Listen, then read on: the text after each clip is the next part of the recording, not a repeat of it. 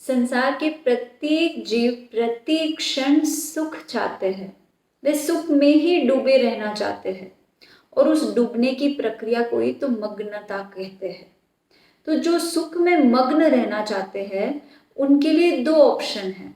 एक तो मोमेंटरी सुख है और दूसरा जो है लॉन्ग लास्टिंग है।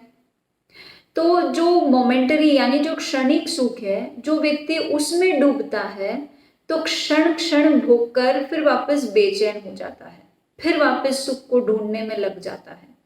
किंतु जो शाश्वत सुख में एक बार लीन हो जाता है फिर उसको सुख ढूंढने की आवश्यकता नहीं पड़ती, वह तो सदा के लिए उसमें लीन हो जाता है। राइट? तो जब हमारे पास दो ऑप्शंस है कि हम शाश्वत सुख में डूबना चाहते हैं या क्षणिक सुख में, तो बुद्धिमान जीव तो शाश्वत सुख को ही चॉइस करेंगे। और शाश्वत सुख तो केवल आत्मा में है, क्योंकि एक आत्मा ही है जो शाश्वत है। बाकी जितने भी विषय सुख है, जितनी भी हम संसार में सुख को ढूंढने के प्रयास कर रहे हैं, वो सारे क्षणिक सुख है।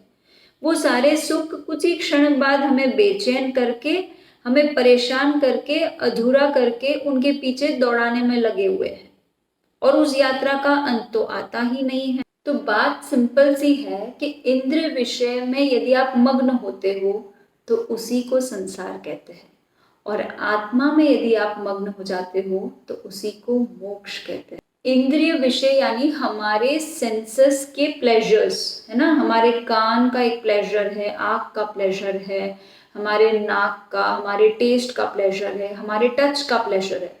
तो ये सारी इंद्रिय जो इनके जो प्लेजर्स है उसको इंद्रिय विषय कहा जाता है।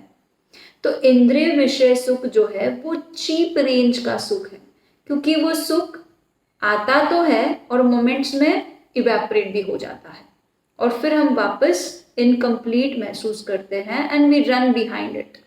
फॉर एग्जाम्पल, कोई क्रिकेट में डूबा हुआ है तो कोई सीरियल मूवी देख रहा है तो कोई कार्टून में मग्न है। तो हम कितनी देर इसमें मग्न रह सकते हैं? कुछ समय के लिए आनंद उठा लेते हैं, फिर हम थक जाते हैं, हम बोर हो जाते हैं और बस फिर हम नेक्स्ट प्लेजर हंट के लिए वापस लग जाते हैं। तो यूं करते करते हमारी जिंदगी पूरी हो जाती है, पर हमारा ये सुख का जो हंट है वो कभी पूरा ही नहीं होता है। जबकि दूसरी तरफ जो हमारे पास ऑप्शन है वो है एवरलास्टिंग हैप्पीनेस की, जो हमारे आत्मा में है, इंडिपेंडेंट है और हमें कंप्लीट फील कराते हैं। और उसके लिए हमें आत्मा में मग्न होना होगा, खो जाना होगा, तभी हम लुत्फ उठा पाएंगे। जैसे आप क्रिकेट देखते हुए क्रिकेट में डूब जाते हो, वैसे ही आप आत्मा में डूब जाओगे तो आत्मा में रहे हुए शाश्वत सुख की अनुभूति आपको अवश्य होगी। और एक बार उस सुख की अनुभूति हो जाए तो फिर संसार के सारे सुख फीके लगने लगते हैं।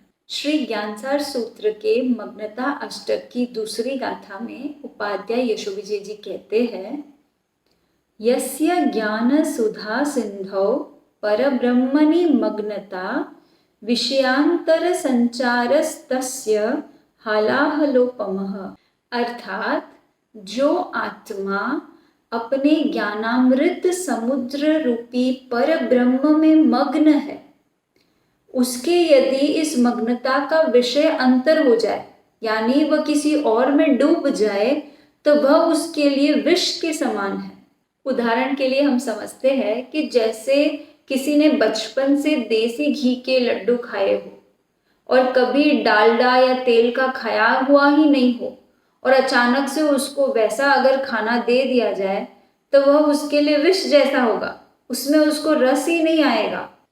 ठीक वैसे ही एक बार आत्मा अपने ही भीतर रहे हुए ज्ञानानंद रूपी रस को चख लेती है तो फिर संसार के सारे विषय सुख उसके लिए विष जैसे है, उसमें कोई उसको स्वाद ही नहीं आता है।